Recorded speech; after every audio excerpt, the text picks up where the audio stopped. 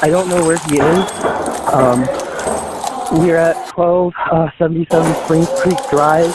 He's somewhere in the lot, and I don't know where he is. I'm bleeding a little bit. I think 1277. I'm so sorry. I don't know off the top of my head.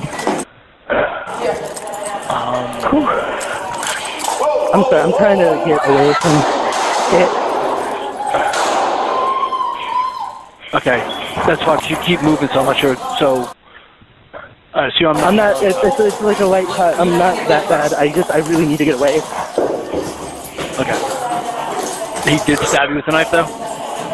He has cut me and put it up to my neck and shit like that. I had to stop him from stabbing me. I only got cut a little bit on my hand from stopping that.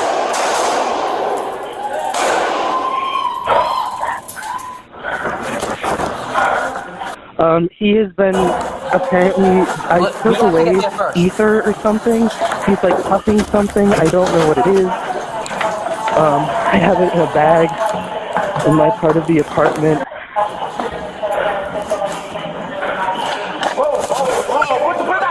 I am so sorry. I'm really freaked out right now. No.